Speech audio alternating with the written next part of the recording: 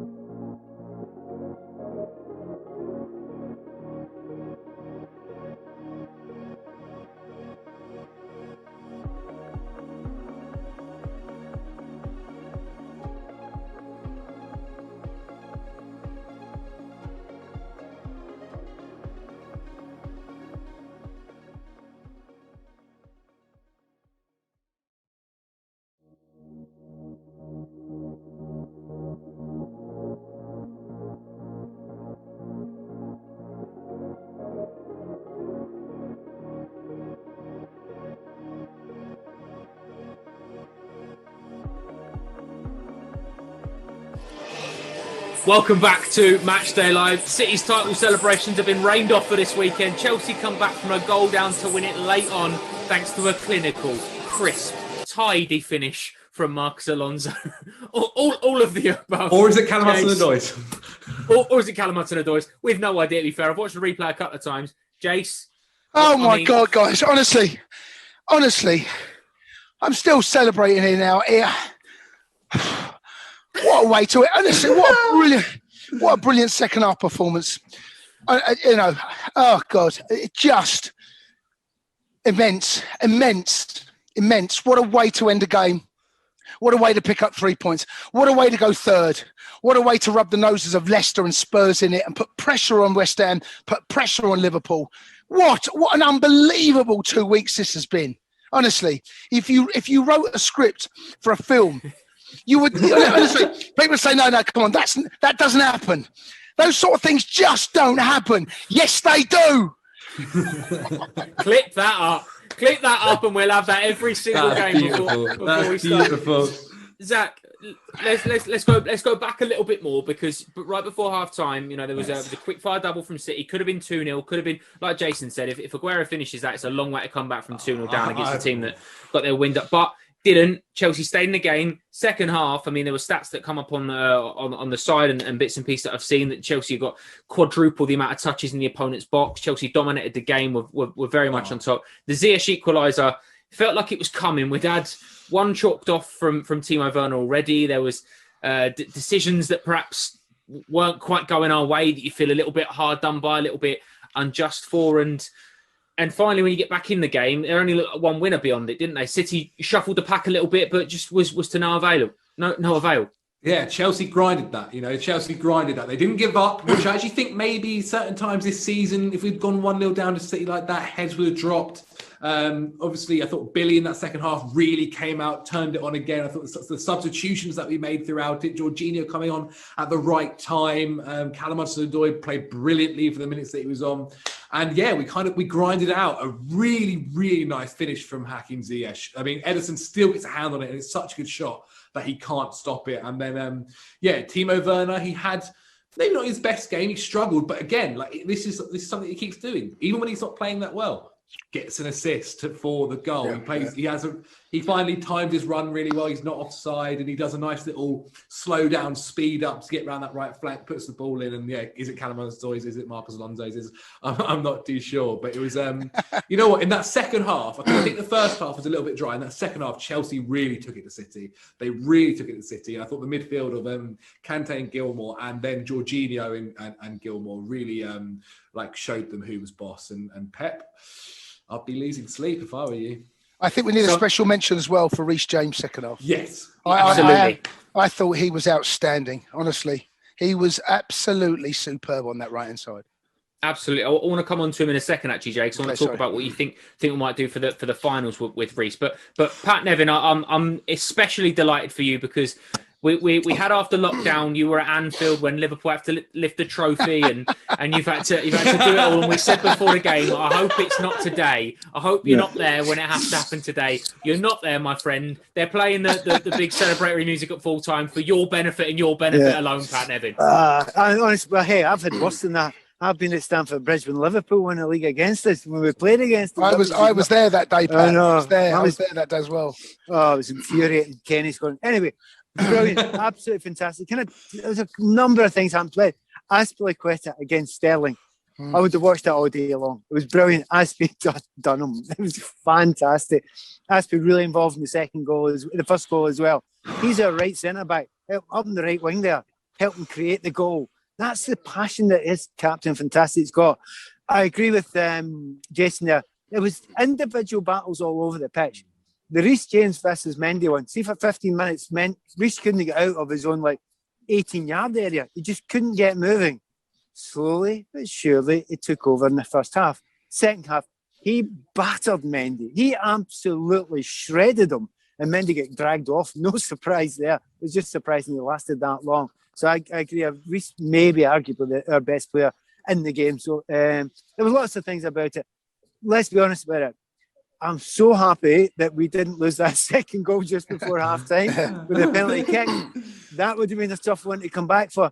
But the psychology of that, and to be honest, Joe, you asked about it yourself. They miss a penalty. Fair enough, the keeper makes a great save. They miss a penalty with a striker mucking about. Yeah. They go walk off a bit deflated.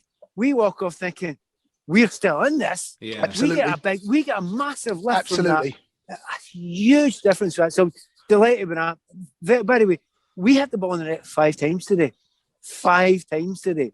Yeah. Who does that against Manchester City? Honestly, I'm as excited as you, Jason. I thought that was brilliant. We are growing up as a team. In front of our eyes, this team is maturing enormously. I'm loving watching this team play football.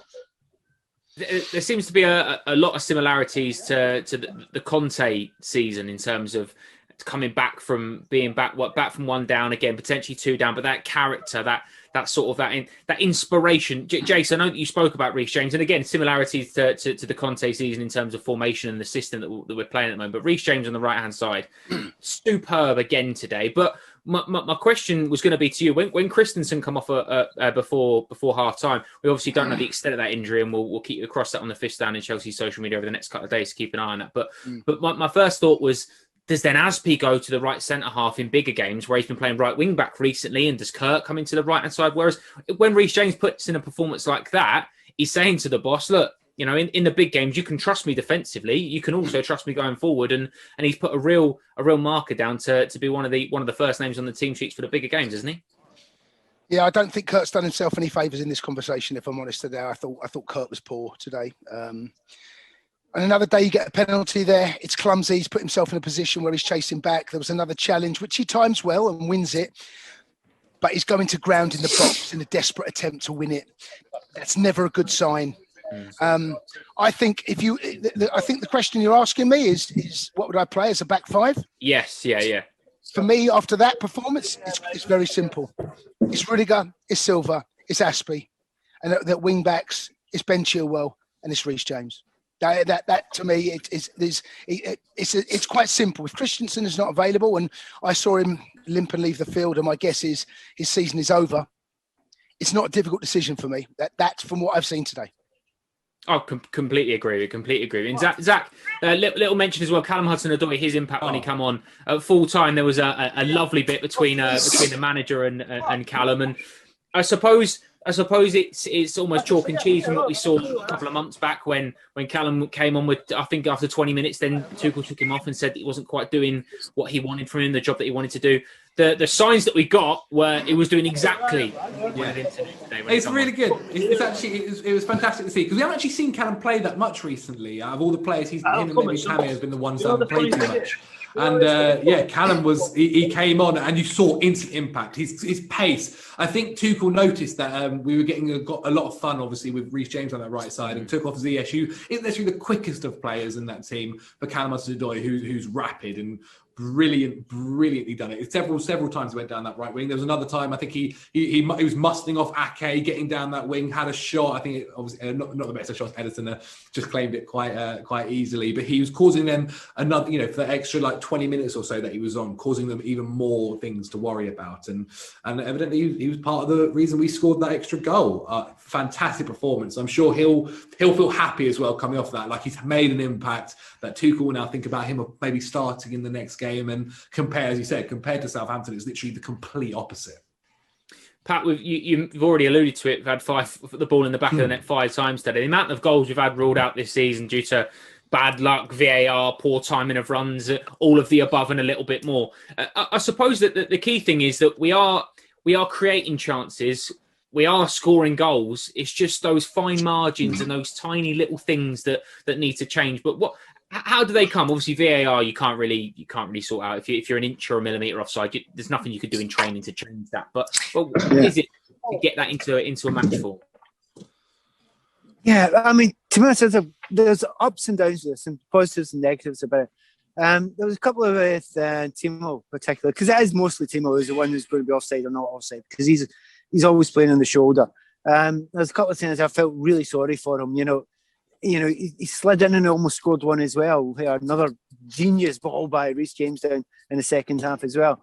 There was one. Do you know the one where he ended up going through 1-on-1 with the keeper beating him and tapping in? Mm-hmm. That was a mistake with Timo. He should have got himself back on side before that. And because he was spare, he was in space, the ball would have been fine for him as well. So it's just that little fine margin. Keep on getting into those areas. Keep on going on the shoulder. But it looks, when you freeze it and put it in slow motion, you were a whole yard off. In real time, that's nothing. It's like tiny little margins. And just as a striker, see when you're on form, when you're on blob, it just happens. You always find yourself in the right place and you time it perfectly right. So kind of delighted that he keeps on doing it, keeps on going, getting there. And again, it's another assist. Yet again, another assist for Timo Werner. Keep on working at it. We are a work in progress. See when you're a work in progress, and you're in the Champions League final. It's not bad.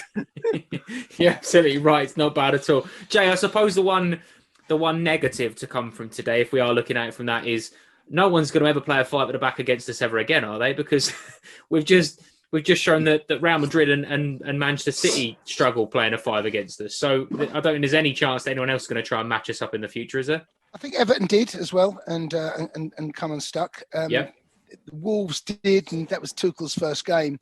I'll be surprised if he does. There's the acid test. He's had a look at that Tuchel.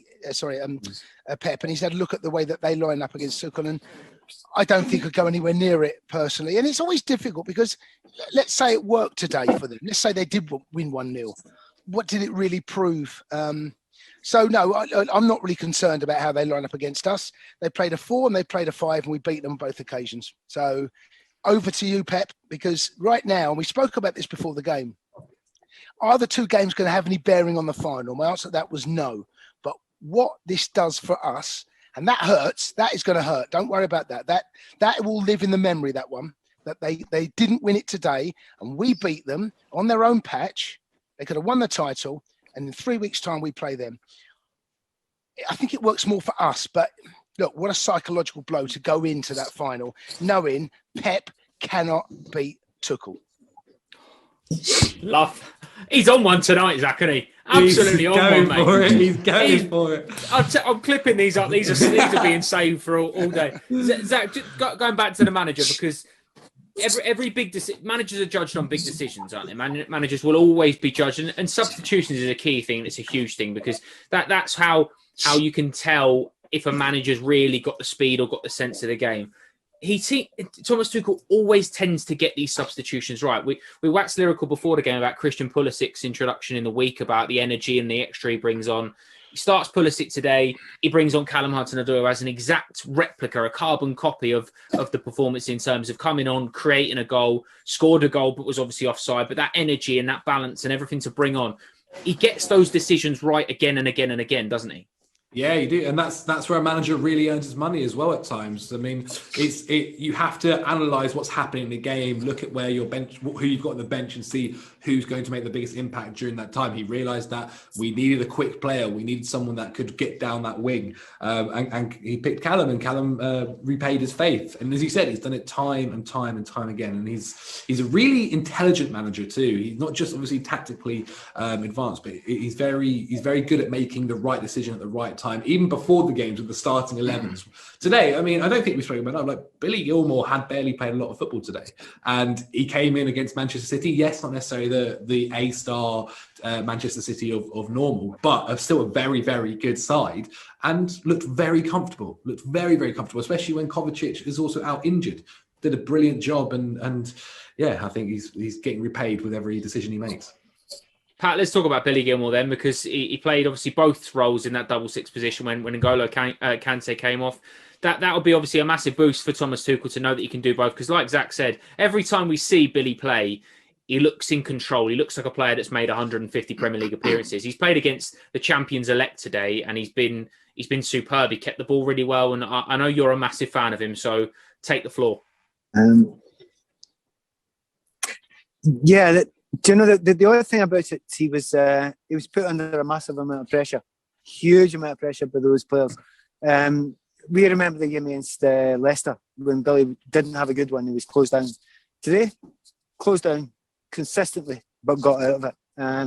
Really grew into this game. And as the game went on, he actually started getting into the boss a little bit as well. So a massive one for him as well.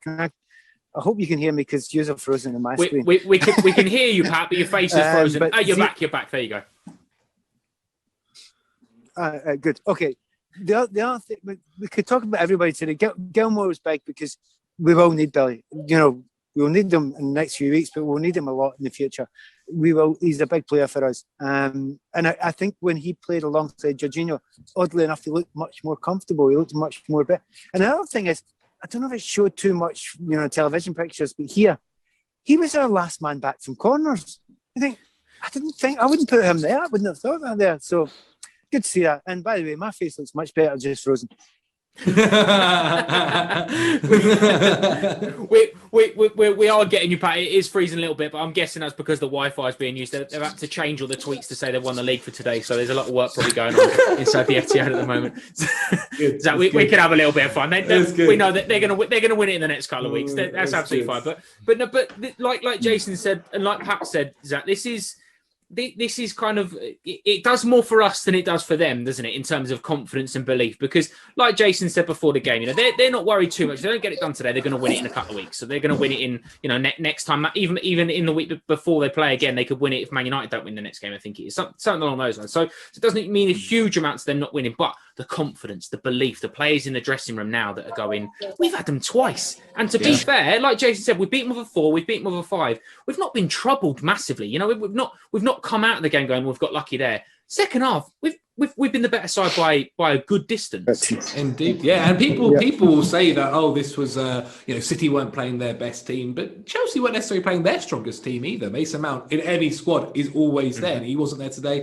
Chilwell, I think we all agree, is probably the starting left wing back. Thiago Silva, didn't play. Like, we were missing key players too. I mean, we didn't start maybe the ideal midfield of Kanté and Jorginho. And so I think confidence-wise and psychologically it is huge. Going into that game thinking 2 times Pep Guardiola has played Chelsea with Thomas Tuchel in charge, and both times he's failed to win, and both times he wasn't even the better team.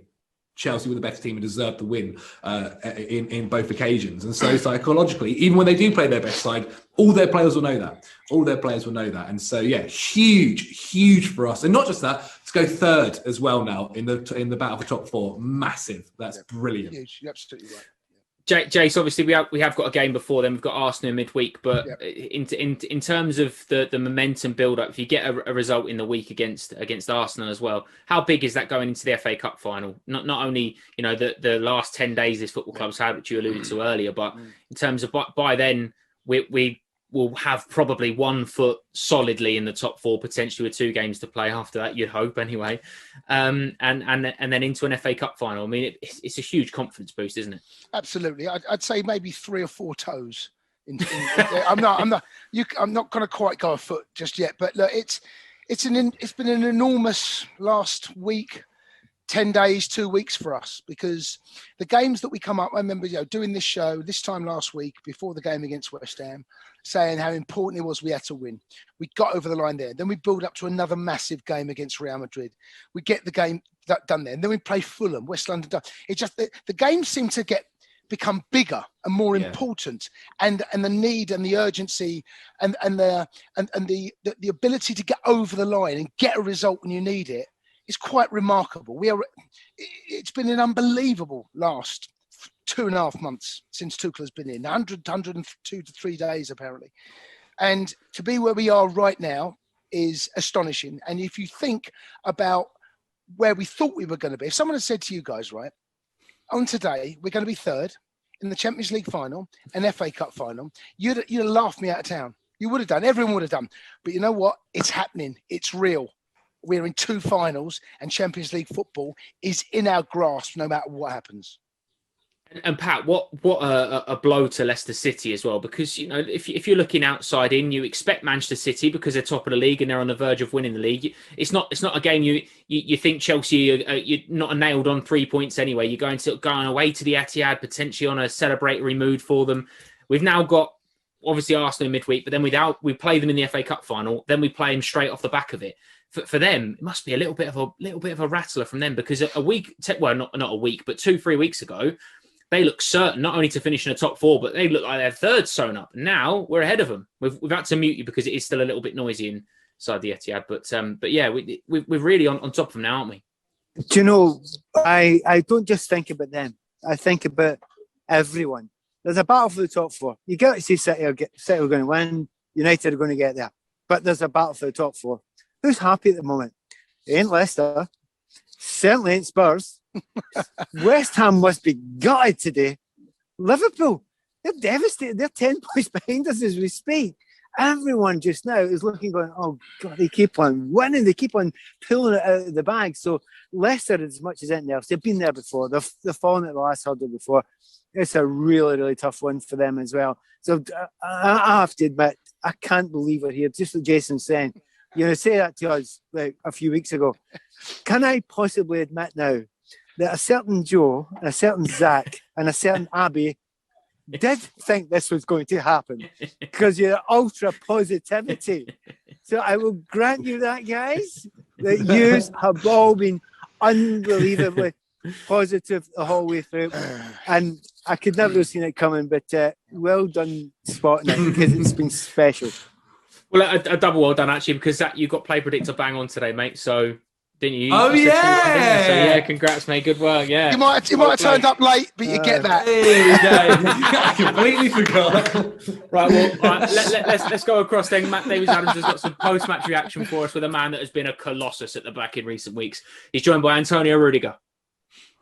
Tony, well done. A big victory, and I think a deserved one as well. We were the better team, just about. Like if you take even the first half, like just the 2 actions, like the first goal and the penalty. Otherwise, they didn't had really big threats, and for me in the second half, like we came out strong, and we grow into that game. You mentioned the goal and the penalty. Our reaction, typical of this group, isn't it? You can come up against adversity, but know how to respond to it. Yeah, I think this is a big plus at the moment for us. I think you can see players who maybe didn't play that often. They come and do the difference, and and this is great. Great mentality from the players who play and the players who sometimes sit on the bench. And when Andreas went off and everything that happened after that could easily rattle a team, but Kerr came in and slotted in beautifully, and it's that thing we've talked about everybody knowing their role, so that when people do have to come on, it's not a big issue. For me, we have to big up to Kurt, and also to for me Billy Gilmore. I think he grew into this game. He was very, very important for us, and also Callum, who came in, was directly fire inside. Also Marcos, as we said, the group, even the guys who are on the bench, they're not playing that often. They show that they're also very important, and they show they can also do the difference. And this is, I know sometimes it's frustrating to sit on the bench and everything, because I experienced it myself, but you always have to keep going. We've got a really difficult run-in the Premier League, but if you can come here and win, that gives us confidence for the remaining 3 games that we've got in the league, that we can get positive results there too. 100%, because I think at the moment we are gaining confidence. We are winning games, and we have to see every game for itself. This today was City, is done, and the next one is Arsenal. And now we're up to 3rd in the table. Leicester having lost, Spurs have dropped points as well. It's been a great weekend so far. 100%. No, very good for us. Finally, how are you feeling? It's been a draining week, emotionally and physically. I'm sure you've managed to get through 2 huge games. Probably be a little bit tired tomorrow? Well, tomorrow I can be tired. It's okay, no problem. We have a day off, so I can rest. I can enjoy with my family. And other than that, just that my jaw hurts a bit, my broken jaw, but it's okay. Everything is good. Enjoy that day off. Thank you very much, mate. Love to hear that, Jay. The fact that Rudiger not only praising Billy Gilmore, Kurt Zouma, the group as a whole that haven't played recently, that are coming into it. You can really tell his leadership ability on and off the pitch within that group. He's not only has he been an absolute mountain at the back, and you can see him barking orders all the time, but he gives a sense of togetherness as well, doesn't he? He's dependable now. My new favourite player, Tony Rudiger. Honestly, he's. I don't quite know. I do know what's happened. I don't quite know how it's happened. Gone from this time last year, it felt like his career was going to move away from Stamford Bridge. He wasn't getting in the team early part of the season. Couldn't find any consistency about his performances. You fast forward 10, 12 months. What a defender. I mean, if under Tuchel right now, if you had to pick a Premier League team of the season defensively, he's in it. Mm-hmm. Before that, he's not. And the turnaround has been unbelievable. But he seems to love the 3 at the back system. He thrives in it. He loves stepping in. He likes that responsibility. And his passes, the way he switches play, the way he loves that switch of play, he's got that in his locker. From set pieces, he's brilliant. But there's a newfound energy and a newfound drive and determination that he's got that I've seen before, but not consistently. He's so driven. He is so driven right now. And look, you talk about one of the first names on the team sheet right now. Tony Rudiger right now is as close to the top as anyone, because he has been absolutely fabulous. And let's hope that continues going through the rest of this season, because if it does, we're going to have 2 more cups.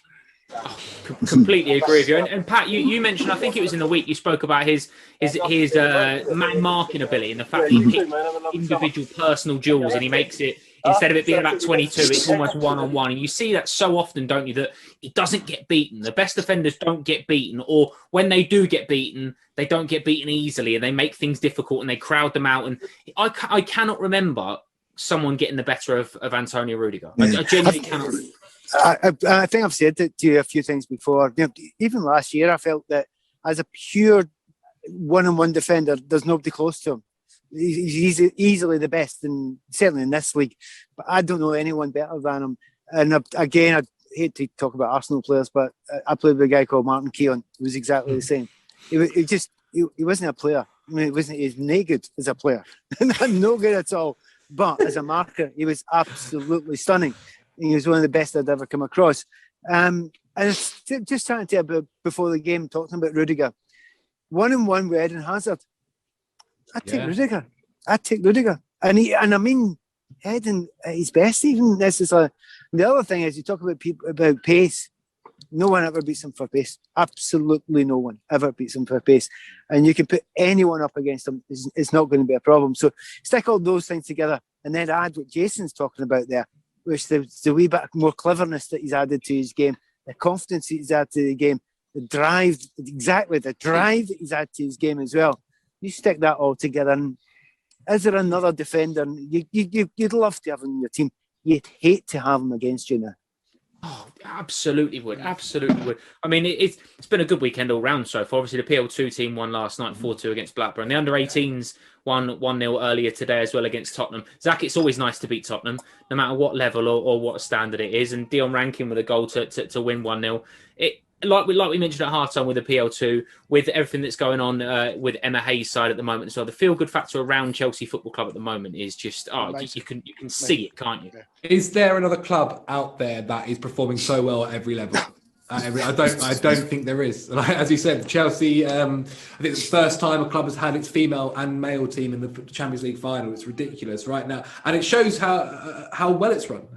But even behind the scenes, top to bottom, to be quite honest, they're putting not just all their focus sometimes as clubs do on the men's team. They're putting it on the women's team. They're putting it on the youth team, the academy. It's really, really good to see. And Chelsea isn't just about dominating the male sport. It's dominating the female sport. It's dominating the academies. It's brilliant. Chelsea Football Club as a whole is probably the best in the world. Jace, you'll have seen obviously when you were coming through about when the main team's doing well, when the senior teams are doing well at both levels. Does that give you an extra level in terms of when you see from below? Is when you're coming through, or is it a case of not sort of single-mindedness, but you're going, no, we have to focus on what we're doing. If the first team's not doing amazingly well, it doesn't matter as much. We need to focus on what we're doing here. Well, unfortunately, when I came through, the first team wasn't doing very well. Yeah. You go back to a time back in the late 80s, early 90s. Chelsea was a very, very different football club. But I take your point. Look, we are an elite football club now, and that has not always been the case. You go back to when I supported the club, and when Pat played, and when I played it, we were not in that bracket. We simply weren't. We are now in that bracket, and we are now expected to win. That wasn't always the case, and things have changed. And as the time has gone on, and not just at Premier League level now, at European level.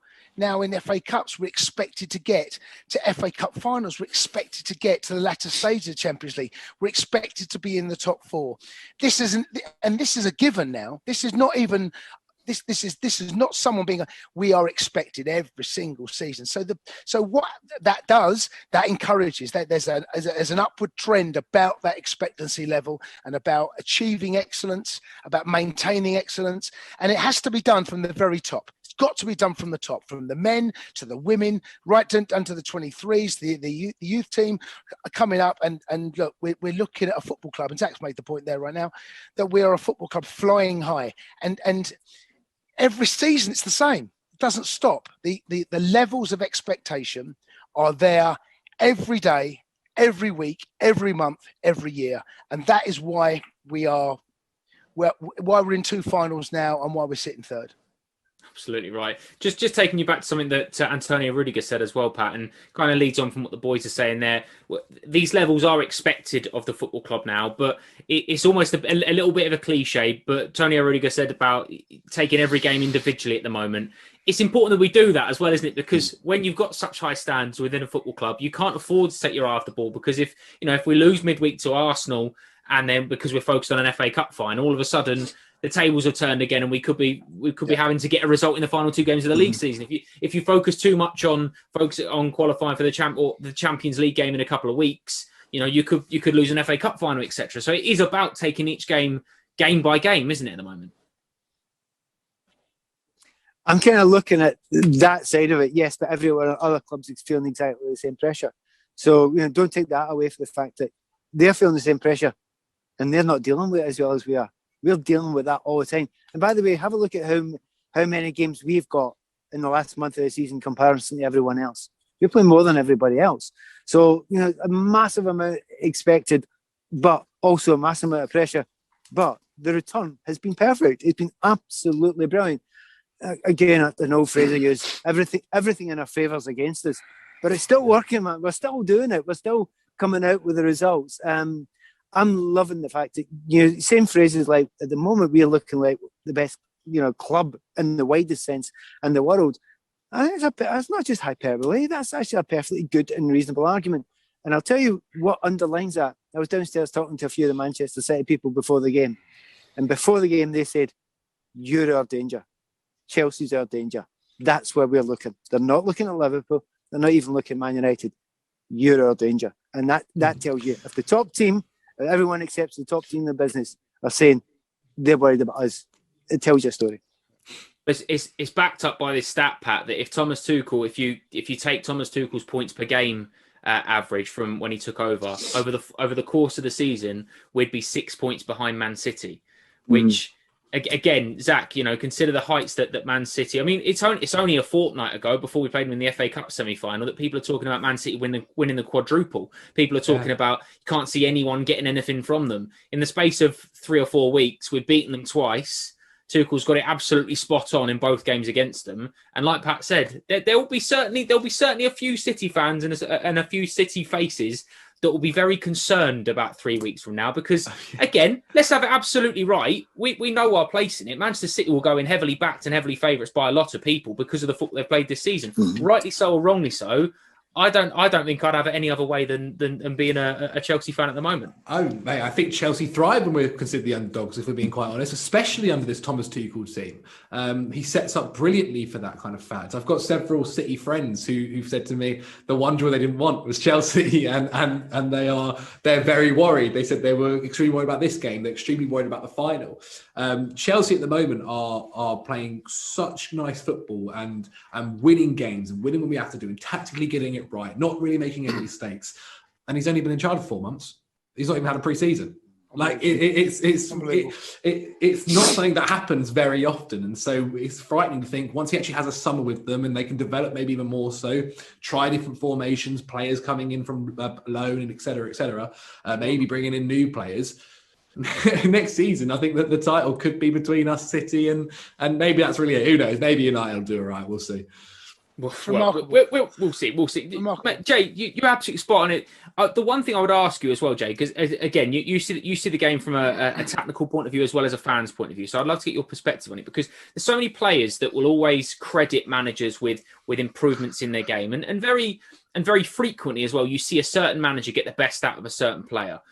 At the moment, it seems like Thomas Tuchel is getting the best out of a bunch. There's and even today, Billy Gilmour comes in, doesn't look out of place. Callum Hudson-Odoi comes off the bench, plays a huge part. He's got Kai Havertz on the bench, who scored 2 goals for him a fortnight ago. Yep. Christian Pulisic, who didn't play in the week, comes on, has a terrific impact against Real Madrid. It's so difficult to keep every player happy, but also get the best out of every player. What on earth is his secret at the moment? God, I mean, I don't know, and that is the absolute secret of that.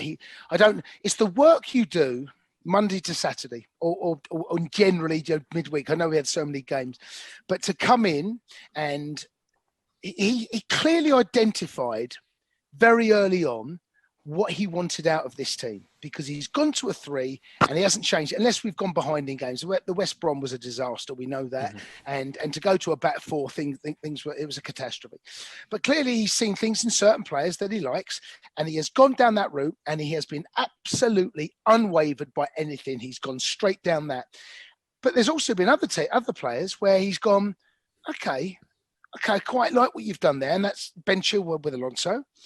And he's changed his mind, but there's certain things he's gone bang, certain things he's been moved on. So clearly he's got a very open mind as a manager. He's prepared to look, learn, listen, and accept what's happening around him, and take in every performance and judge it by that. Because we look at that right back situation, right wing back, depending on who we play, I'm not so sure that I would have gone Aspi right wing back against Real Madrid, right? Not so sure, but he does it and we win.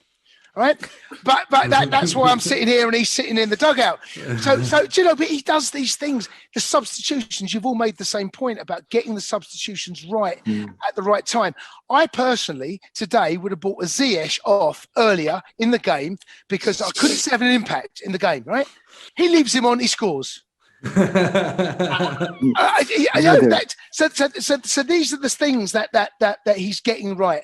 But look, it's the collective that he's getting right at the moment. He's getting everything. And do you know what as well? It's not just on the pitch. You see the way we celebrate. You see the goals. Yeah. You see the way we are as a unit. We saw the boys that missed the second leg against Porto celebrating. He's brought an incredible spirit to this football club right now. It's stunning, isn't it? Pat, what the one thing as well I want to know, and again, it's difficult to nail, but what is the one key thing that you think Thomas Tuchel looks for in a player? Is it the fact that, like Callum Hudson-Odoi, they need to be adaptable? He can play right wing back, he can play as a 10. Is it that discipline defensively? Is it that mentality? What do you think it is? I actually think it's a very, very simple thing. He understands football. What a simple thing to say. But understands when someone's doing something slightly wrong and just sees it immediately. And that gets back to the Callum thing. When I watched it back again, I thought, right, I get that. I know why you done that now. And if a guy's not going to get, I know why you did it. But he spots it early, really early. Doesn't hold a grudge. Just says, look, you can't do that. This is what you need to do. This is what I need in my team. But, tiny things that you think are not important, and then if you really analyse them closely, you talk about Alonso and Chilwell. Remember, Alonso was out of the picture. He wasn't even get a sniff. Now he brings him back in, gets the best out of him, and then it comes to a day like today, and you need Ben to get a little bit of a rest. Had he been, sitting with the staffs and not involved with the team, you might not have got that out of him. He came on today. Marcus is maybe the one guy we haven't talked about much today. He was actually magnificent. Cancelo has been superb for them. He was anonymous tonight. Absolutely anonymous. And it was a moment at the end, and nothing would have made me happier. Alonso nearly scored the winner, didn't he? He got beyond, and then he nearly chipped it. Yeah. And it was nothing in the world would have made me happier. That the guy who's, thought it was past his time here, was out of it completely, still won't get a game all the time, but it's absolutely necessary that when we need him, he's there and he'll do a shift for us. And that underlines Thomas Tuchel. He's got everybody there, ready, doing a shift and playing at their optimum. That's what's called, I think, management. That's what management is. Can I also just say one other thing? We've not even mentioned Mason Mount yet. Yeah. All right, and Mason had nothing. So we all looked at the team sheet, didn't we? Mason's not playing. We all looked at the subs. Mason's not on the bench. Okay, fine. And we've not mentioned Mace because our best player this season hasn't had an involvement in the day. So add that into the mix. Yeah, amazing. Absolutely spot on. Well, I tell you what, we've spoken about him, we've waxed lyrical about him, so it's about time we heard from him. Matt Davies-Adams is joined by the gaffer, Thomas Tuchel. Thomas, congratulations. A massive result and a brilliant performance. You must be very proud. Yeah. This is a big performance. Second half. First half was a very tactical game. You could feel that we are a bit tired, a bit slow in decision making. Many changes from them, many changes from us. So it was a bit stuck, the game, in a tactical way. And suddenly we almost lost it in 5 minutes. We lost Andreas by injury, concede a goal in the same situation,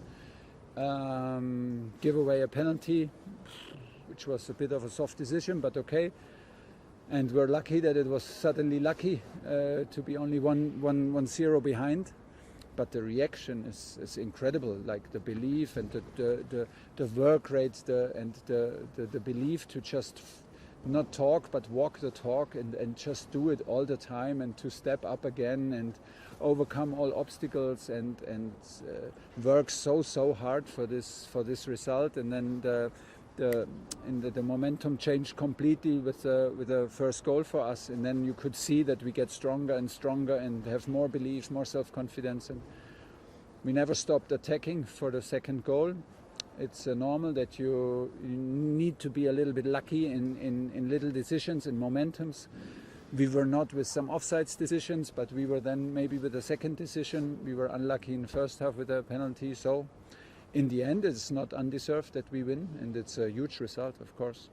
What was your message at half-time? Because a lot of teams could have crumbled under that kind of pressure at the end of the half. Did you feel the need to kind of reset things at half-time? Honestly, we did not talk too much and did also not change. We encouraged everybody to take a deep breath and play like it's 0-0, because honestly we said it was just the last 3 minutes, nothing else happened. It's normally we sit here and it's 0-0, so let's don't lose our heads because of the last 3 minutes. It was also not a tactical problem, it was just Andreas slipped and fell down. So these things can happen, they can also happen on the other side. Now they have the upper hand, but it's 1-0, let's continue like it's 0-0, because but it's easy said as a coach, but the team really did, and with every minute we got stronger. I'm really very, very pleased with that reaction. I mean, you have to see the context. We have 1 day less of recovery. We have a travel to come here. We are 1-0 behind. We come from a huge game on Wednesday night, and again we perform like this. It's massive. The temptation for us in the media is to frame this game in the context of the Champions League final, but actually it's the Premier League that's the important thing today, and to go back into third with how difficult our running is, that, it feels like a huge moment. Feels like a huge moment, yeah. After Wednesday, today, and climb in the fixture feels like a huge moment, absolutely. And it feels so good because the guys are done. They're in the dressing room and they're nothing else but tired. And these are exactly the experiences that you wish for as a group. These moments to have a big win in the last minute, to overcome constantly the line where it normally says, no, I'm done. No, you're not done. You can go another mile and another meter, and you help yourself again in the next recovery. So this is what you wish for. And this is the best to strengthen the bond in the group. How's Andreas? What can you tell us about the injury? I hope it's not too bad. It's the same. It's more or less the same, like from what he suffered some weeks ago around the Porto game, I think, where we had to replace him. It was a 50-50 decision today if we put him on the pitch or not, and I hope we did not do a mistake because he was so crucial for us in the last week, so strong. I hope we can escape maybe with some days and not weeks, but I'm not sure yet. I have no confirmation yet. Final question, you got a day off tomorrow. I'm sure everybody's looking forward to that, but there's not much preparation time for Arsenal, and then the small matter of the FA Cup final. That's what we're all here for, isn't it, these games? Yeah, it's crazy, but we need to stay off now mentally and physically. Players will come anyway, I think, for recovery and treatments, but it's good to have now 1 day off. And I mean, we're happy if we have 3 days to prepare a match. That feels almost like a whole week. So what is pretty hard to swallow, honestly, is to have the Leicester game after the Wembley game, when both teams play on Saturday a final, and the next game against Aston Villa and their last game is a Sunday. There's no need to put the game on Tuesday. This is absolutely, we don't understand it, absolutely not. But okay, it's the way it is, and this will be the challenge. We have only 2 days in between Arsenal and Wembley, and between Wembley and Leicester another only 2 days. So, but we had some changes today, and now we will do everything to recover good and go the next step, and then we do step by step. You've certainly met every challenge so far. Thanks for your time. Well done today. I know obviously we're listening to Thomas Tuchel there, but Jace, your reaction, Zach's reaction and Pat's reaction, just it's starting to settle in how big a result today is, isn't it? Yeah, look, we will never know, and today's performance result and the FA Cup semi-final performance and result should bear no resemblance on what's going to happen in the Champions League. 3 very, very different games, 3 very, very different teams, 3 very different attitudes. But I just wonder whether there's no worse way to lose a game and there's no better way to win a game than the last minute, because it hurts, and the feeling of euphoria when you win and the feeling when you lose, it couldn't be further from the spectrum. And I just wonder whether that just might add something to it. Depends. Look, if it's 1-1 and we're going into the last 5 minutes of a game, just wonder. You know, you wonder whether it might be we've not beaten them over 2 games under Tuchel. Let's not concede. I'm just putting it out there. Zach, obviously we've won today. They got beat by Leeds a few weeks ago. I'm hearing the word wobble. I mean, technically, it's still possible, but yeah, I mean, they are a fantastic side. They're probably one of the best sides we've seen in the Premier League history. Yeah. But today they'll be worrying about Chelsea come May the 29th. That's for sure. Absolutely. Well, we're gonna have to wrap this one up then, boys, because I know they're packing up around Pat. I think they're going to switch the lights off and lock the doors if he's out there any longer. So let's have a little look at what's coming up on the fifth stand then for us over the next couple of days. Highlights of today's game available at midnight. They are well worth a watch, trust me. 2 huge games for the Blues this week, of course, begins on Wednesday evening. Join us from 7:05 for Matchday Live, a London derby against Mikel Arteta's Arsenal from the Bridge. The boss will be back speaking to the press on Friday afternoon, of course, ahead of the FA Cup final, and then we will, of course, be live from Wembley Stadium against Leicester City. Hopefully, our first piece of silverware of the season from 4:05. So make sure you join us for Matchday Live for that one. So, back-to-back wins against Manchester City. Confirmed by Marcos Alonso in injury time. More to come? We certainly hope so. We will see City in 3 weeks for the big one. Plenty of Blues action to come this week. And hopefully, first piece of silverware to end it on. Followed by another piece of silverware 24 hours later for Emma Hayes' side. Thank you very much for watching. Have a wonderful weekend. And let's enjoy this week. Goodbye.